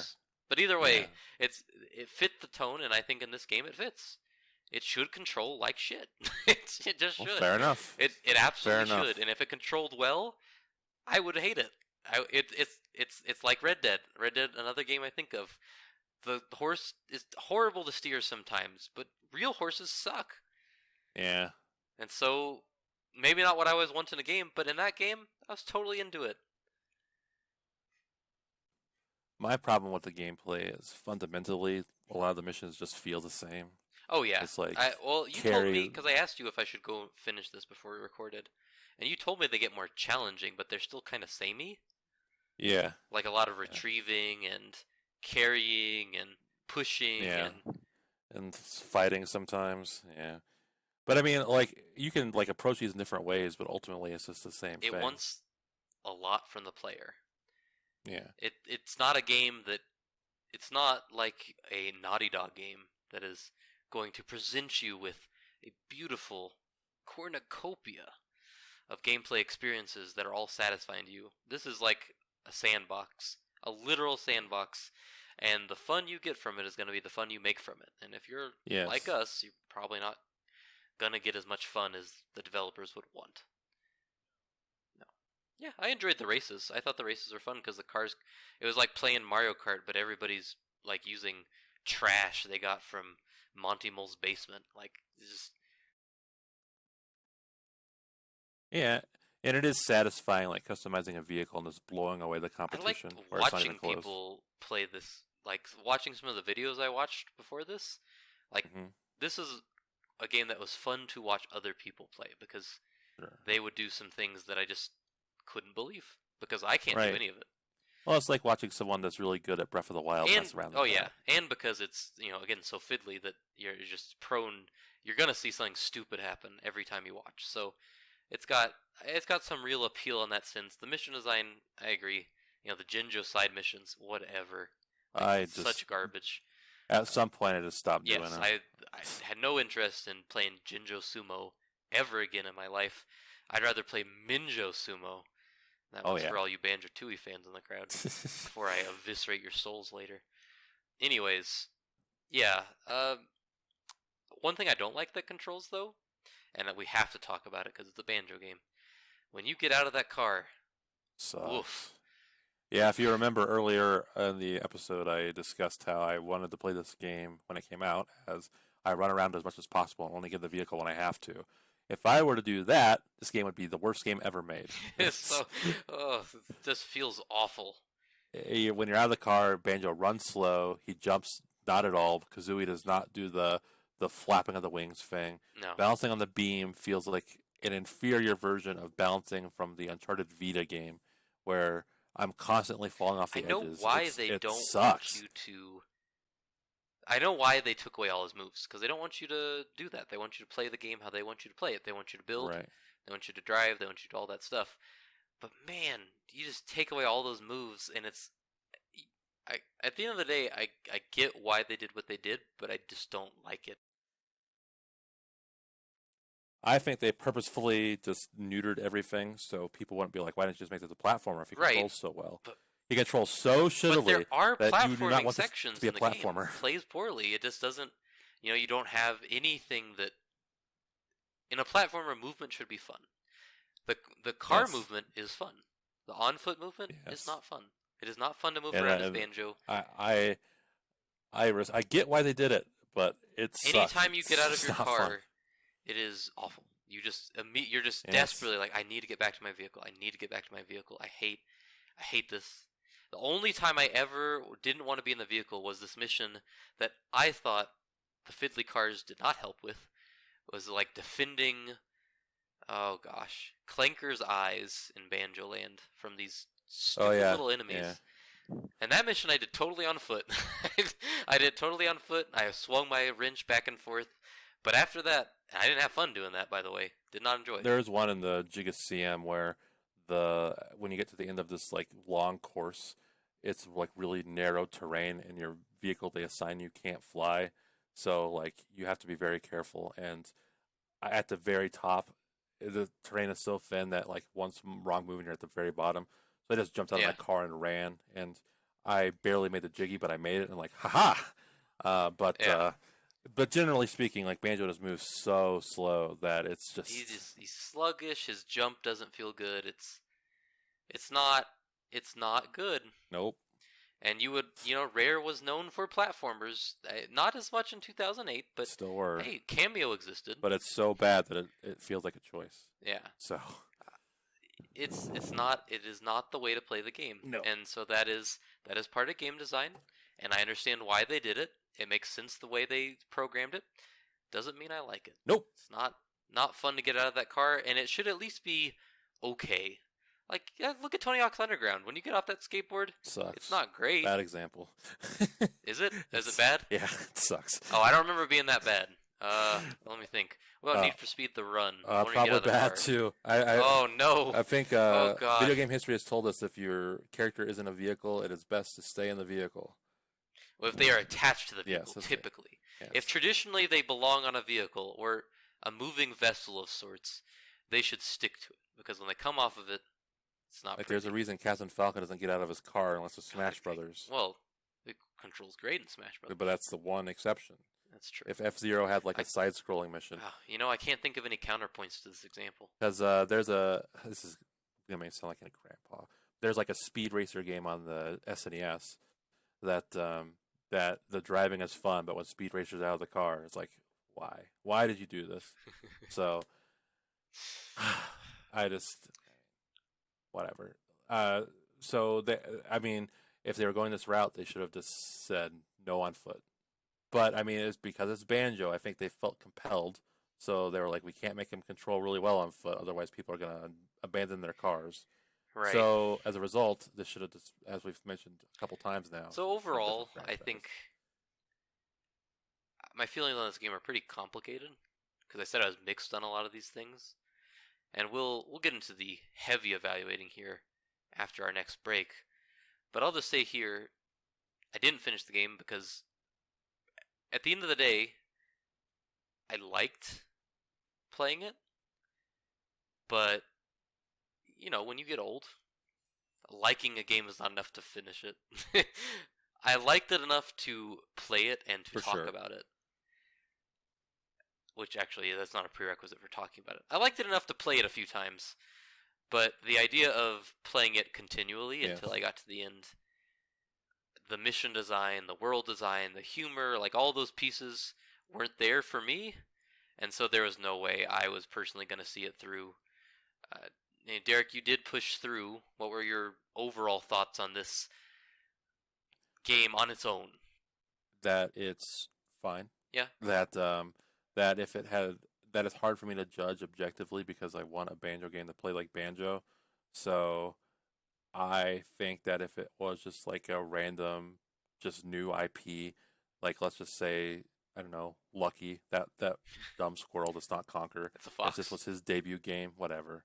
If this was his debut game, that is, if you're making stuff. One, I probably never would have played it because I don't have any attachment to this character. But two, if I were to play it, I don't think I would have nearly as many reservations as I do. I think it would be something you'd find on Game Pass and you'd tinker with, and you'd be like, "Oh, that's kind of neat." Well, this is kind of neat. And you move on, or you wouldn't move on. It'd be the next Roblox. Who knows? I think I'd probably play it for a little bit and say, "That's good." Well, I stuck to it because it's Banjo, and I wanted to get a full picture of it. Yes. And it's fine. Yeah. I don't think that it's. I don't think it should light anybody's world on fire. The record should show that you have a much stronger stomach for games that you don't love than I do. Yeah, I like to see things through to get. Yeah, you finished Sonic 2006 multiple times. Twice. Yeah, so I have not ever, and will probably never. I can't imagine a situation in which I would. And I meant to mention this up front. When we do these are not reviews, so don't expect. If I was reviewing these games, absolutely I would play them through to the end, or at least almost all the way through, and probably some of the side stuff too. But this is more book clubby, and when you join a book club, not everybody finishes the book. I personally intend to finish everything I play. I do. I always set out with the intention of finishing. I make no promises. No, exactly. Like for This one, for instance, like I almost bailed on my get every jiggy goal because I was like, this is not fun. The last Terrarium of Terror is just not fun.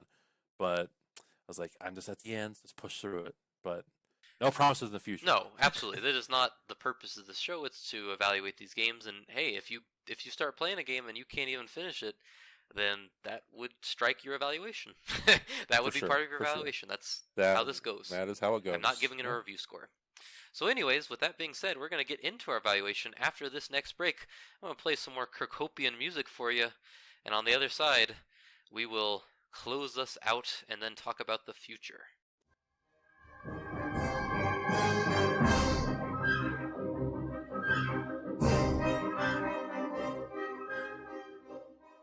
We're back. Oh, I'm joined by my very special guest. Yes. Gruntilda the witch. Yes, yes. Got any good jokes? No. Used to be so good with those on-the-spot gruntyisms. Yeah, I know.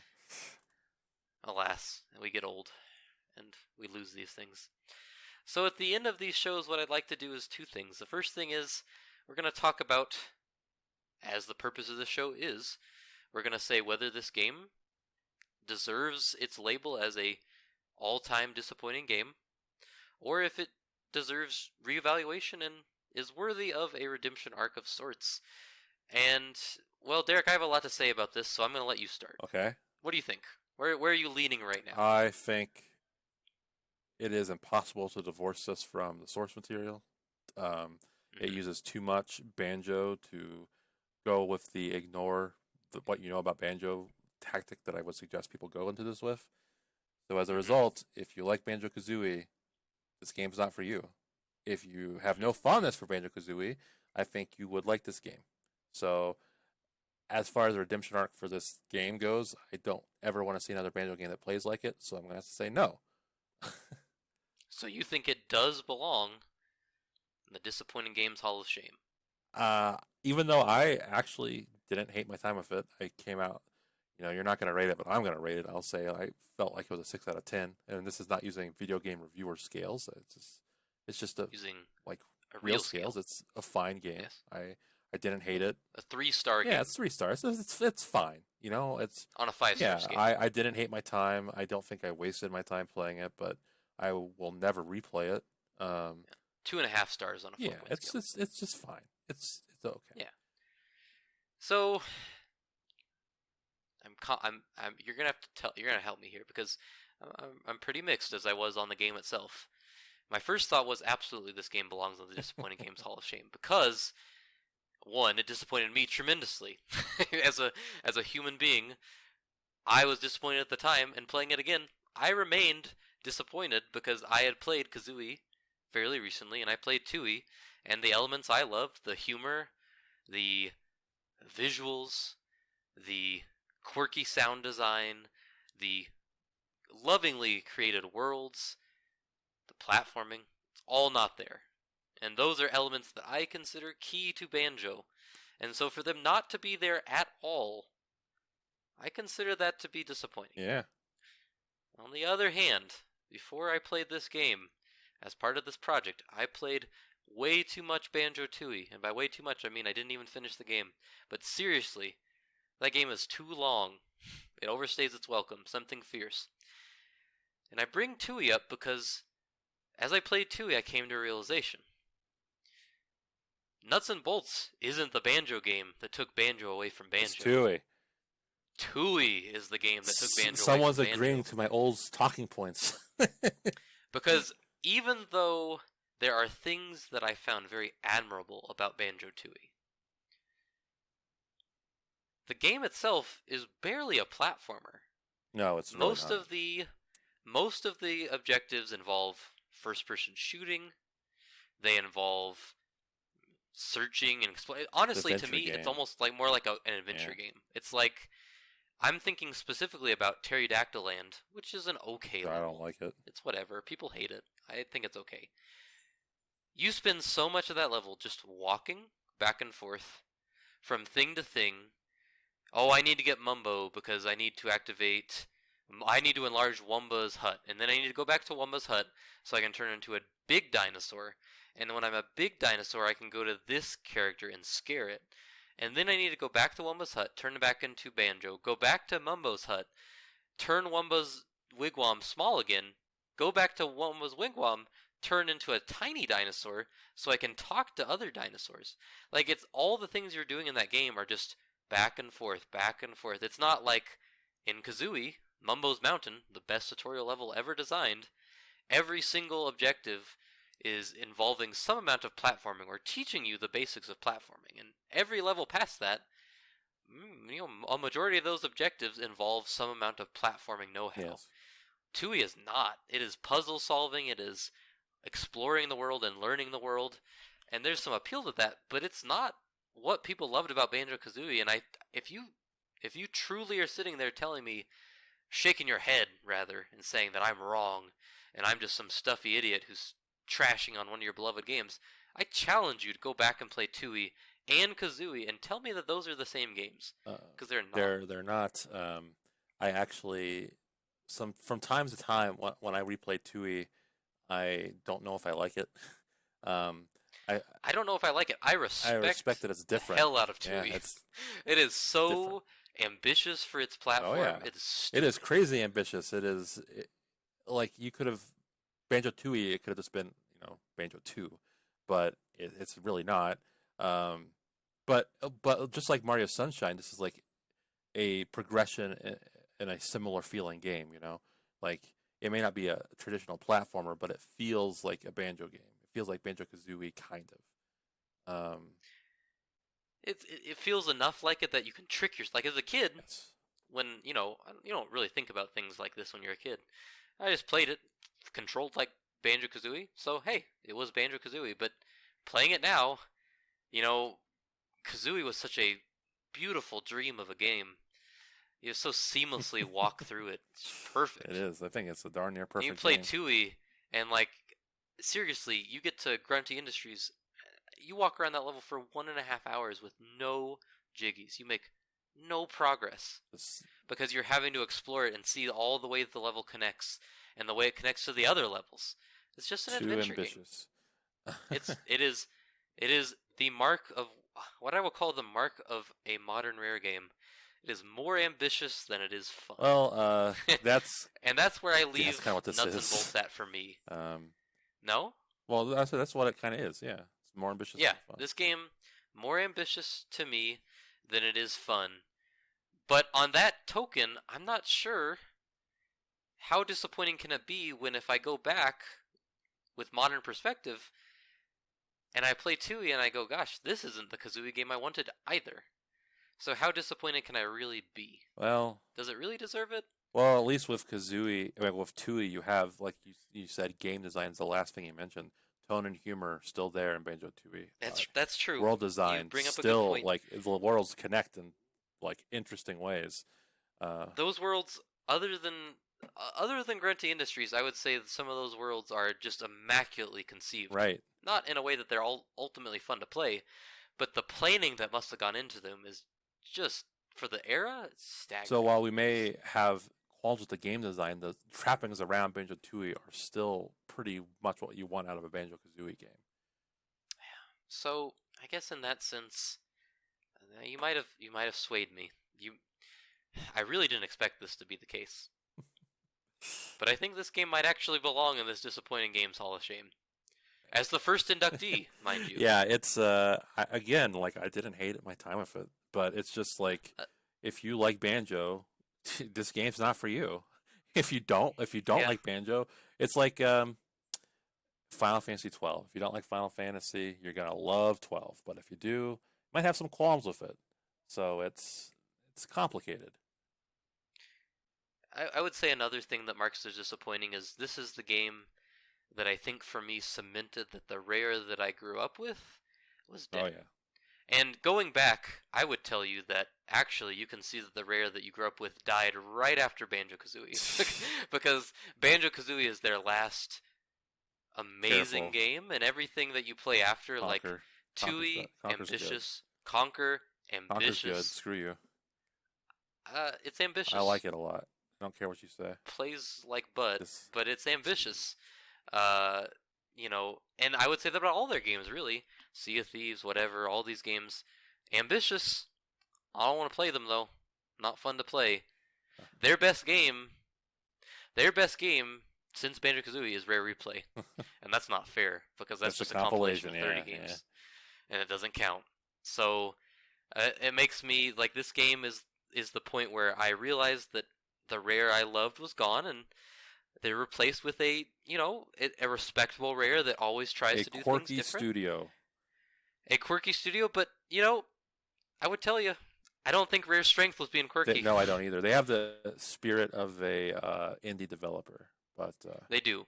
They went from being a studio that I would say was remarkable for their technical prowess to now being remarkable for their mechanical inventiveness. They used to take existing concepts and do them really well and execute them with top-of-the-line technology, and now they make some interesting... They make interesting concepts that are I won't say half, that's not fair. They're not as well implemented as they could be, and then then they get implemented better elsewhere. Like at the interview for this game, the guy jokes that Minecraft owes him royalties, and I feel like Minecraft is a better executed version of this game. Minecraft uses some intuitive logic that this game escapes this game, I think. But I mean, Minecraft is also way more open than I'm into. But the ideas I feel like are probably better implemented there. So I think we're ready to call this. This game is being inducted, huh? Yes, it's inducted. Oh, I gotta get that bookshelf home. Gotta buy a copy of this game to display. Alright, well, there you have it.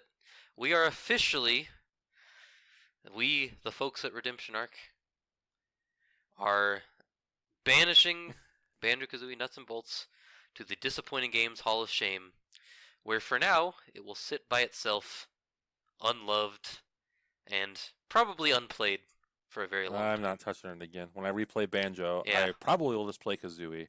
And then I will trick myself into playing Tooie for like... I'll play an hour of Tooie and be like... Because I always, in my replays, I always play a little bit of Tooie, and then I get to like probably Pterodactyl Land. But sometimes it'll be on there, and I'm like, alright, I've got my fill. Yep, this is good enough for me. And God help us to get the Jolly Roger Lagoon. Yeah, oh God. So I will say, I'm really surprised by this outcome. And this actually wasn't where I actually, going into this recording, I thought for sure it would be the other side. Well, yeah, because I don't think either of us hates it, but it's just... Yeah, no, the discussion took us to an interesting place, and that place was of disappointment, which is where we started. So I guess what you're saying is we accomplished not much. But we sure tried. We sure tried, and we're going to try again. And what we're going to do here now is I've got this pretty healthy list of future nominees, and I think it'd be fun to discuss them to one, if people are listening, they can see it and maybe they can play along. Yes. And also just so we can actually hash this out and come to a good decision. Instead of the way this one worked is I just said, hey, we're going to play Nuts and Bolts. Which I was okay with because I wanted to play it for forever. Which you were okay with because you wanted to. But that I could have said something like, hey, we're going to play Spore, and you might have been like, I probably would have been okay with that too. But yeah, that's true. So what I'm going to do now is I'm going to read this list of nominees that we could consider for potential induction into the Disappointing Games Hall of Shame, and we're going to pick one. Okay. And I'm going to list a few options I like. So here are the list of potential nominees: Star Fox Adventures, Perfect Dark Zero. I'm not playing that. The Legend of Zelda: Skyward Sword, Sonic Unleashed, Mass Effect 3, Mass Effect Andromeda, Resident Evil 6, Final Fantasy 13, 13-2 and 13-3, Crash Bandicoot: The Wrath of Cortex, or as we called it back in the day, Crash Bandicoot 4. Yes. Spore, Duke Nukem Forever, 2 Human, Warcraft 3 Reforged. Fudge. I didn't see that one. Fable. The Order 1776. That's a good one. That's like 4 hours long. I'd definitely beat that. A Kinect Retrospective. So, I imagine just every Kinect Well, game. yeah, we would just get together in a basement, play a bunch of Kinect, and talk about it. That sounds like a great time. Yep. Mortal Kombat versus DC. Isn't it called DC I Universe? I don't don't know. know. It doesn't matter. Marvel vs. Capcom Infinite. Spoiler alert: this will definitely get one day. It will, because that game's also short, and I would definitely finish it. SimCity 2012? I didn't know what year it was. I think you're right though. Which I wonder if you can even play that. That'd be interesting. That one could be hard, but interesting. Mega Man X7. Are you sure you don't mean X6? Either way, really. Okay. PlayStation All Stars Battle Royale. And Super Smash Brothers Brawl.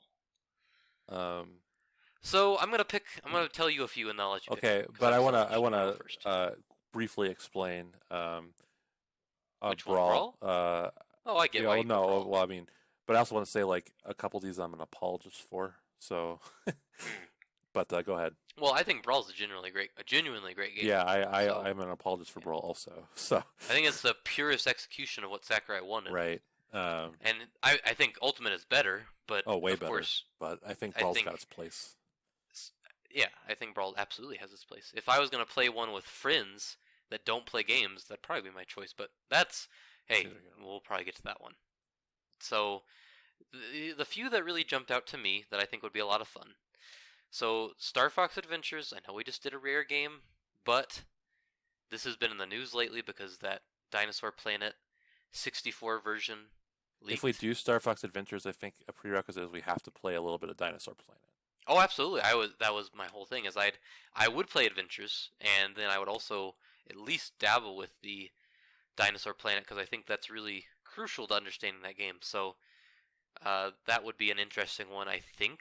And I have a lot of personal memories playing that game and being disappointed by it, even though I was never that big of a Star Fox fan. Yeah. And we could also do Star Fox Assault, which is actually a great game. That would be an interesting one because we probably feel differently about that than a lot of people do. I think people are coming around. Took long enough.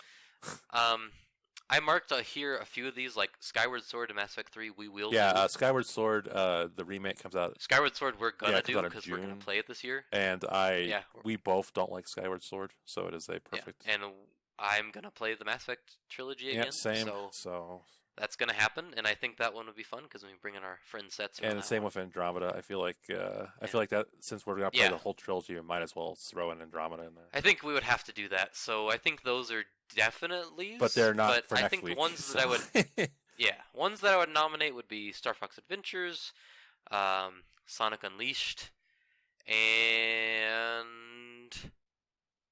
I think those, and Marvel vs. Capcom Infinite. Those are my favorites that I would say from this list. Unfortunately, you don't have a PS4 currently, so you can't do order. But I could probably borrow one of. Don't you still have one? Yeah, I do. So I guess you could borrow. That's an early PS4 game, so I could probably do that. But of what you mentioned, I think I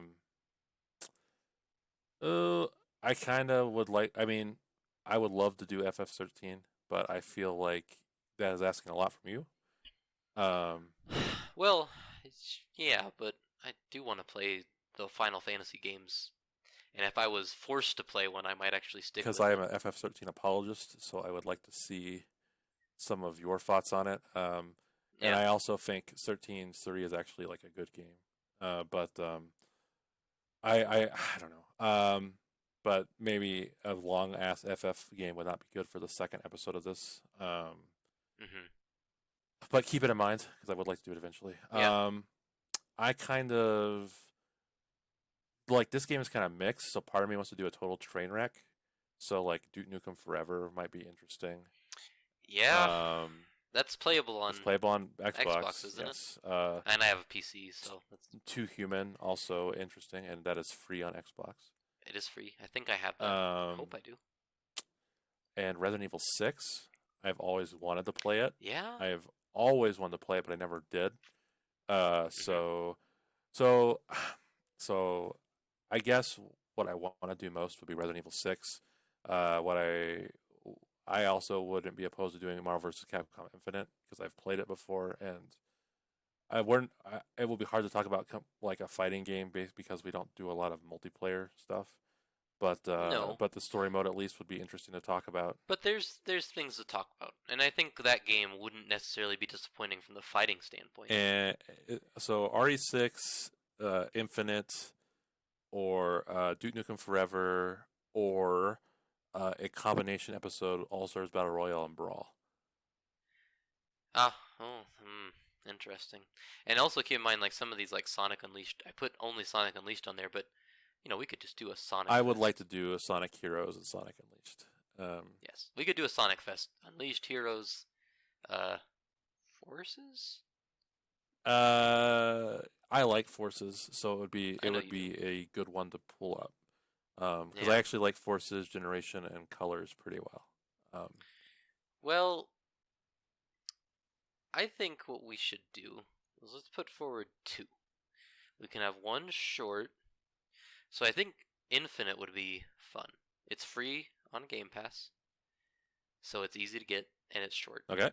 So that's one we could both finish. And is a series that, just like Banjo, we have a lot of personal fondness for. Yes. Even me, and I'm not even a fighting game person. Oh, I love Marvel vs. Capcom.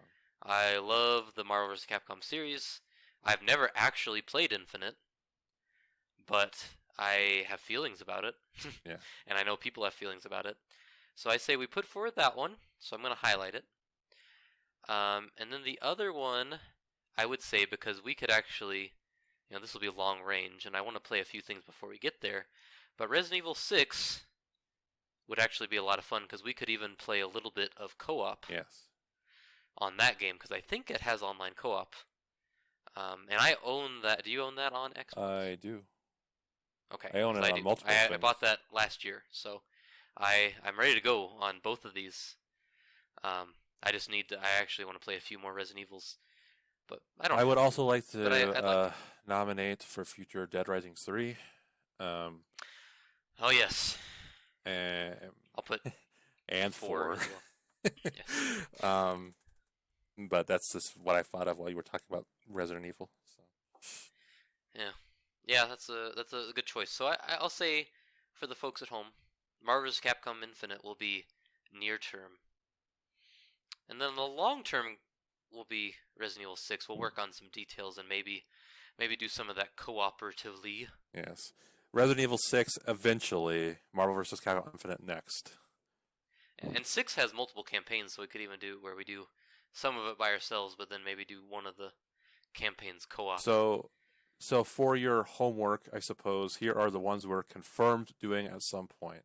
We're definitely doing Resident Evil 6, Marvel vs. Capcom Infinite, Skyward Sword, Mass Effect 3, and Mass Effect Andromeda. And 4, probably. Skyward Sword and Mass Effect are both waiting on re-releases. Right. Both of those games getting re-releases this year. Not Andromeda, thankfully, but yes. Mass Effect 3 is, and Skyward Sword is. So yes, but I think we're both planning on picking. But those 5 are definite. I would say Spore is probably going to happen. Yeah, that's one that will be tricky because I don't know if there's a modern way to get that. Steam. It's on Steam. Is it on Steam? Jesus. So. Does it still have a 10 install limit? I don't know. But I would say Spore and FF13 and Duke Nukem Forever are probably also. They're not confirmed, but they're probably. At some point, the Smash Brothers PlayStation All Stars double feature would be a lot of fun. Did those come out pretty close together? No. No. Because if you remember, All Stars was also a Vita game. So I think it was like 2012 or 2013. I bought. So it came out right around the Wii U game? No, that's 2014. It was around when the Wii U came out. I bought Persona 4 Golden and All Stars the same day. Ah. Okay. All right. But which one did you like better? Persona 4 Golden. Oh, okay. I was expecting you to say the other one. But I think probably a lot of what we listed will probably be played eventually. So yeah, these are all games that we've talked about, other than like The Order, which I had forgot about honestly, and the Kinect, which would only be fun in the context that we'd hang out and make fun of these stupid games. Yes, that comes with that caveat, and as the one person alive that still owns a Kinect. Yes, Well, we'll also get to Star Fox Adventures one Yeah, day. so It's gonna but we'll think of other things that we didn't list, but that's a good baseline for now. Yeah. So, long story short, Marvel's Capcom, download it. Resident Evil 6, remember to download it at some point. We'll give you a warning. Well, I'll let you know on the regular podcast when I'm starting to play Resident Evil 6. Absolutely. This is true. So, Derek, thanks for joining me to revisit this painful period of our personal histories. And thank you for helping induct Banjo-Kazooie Nuts and Bolts into the Disappointing Game Hall of Shame. Well, thank you, sir. I appreciate it. Thanks for coming up with the idea and having me, and I look forward to the next one. I played Marvel vs. Capcom Infinite before, so I know what to expect, but I will see what you say. I haven't, and I don't know what to expect, except for that I know Chun-Li looks I think they improved. distraught. I think they improved her. Oh, yeah, did they? So. Oh, good. So there's hope. There's hope. All right. Well, until next time, we'll see you all later for the next redemption arc. See you later.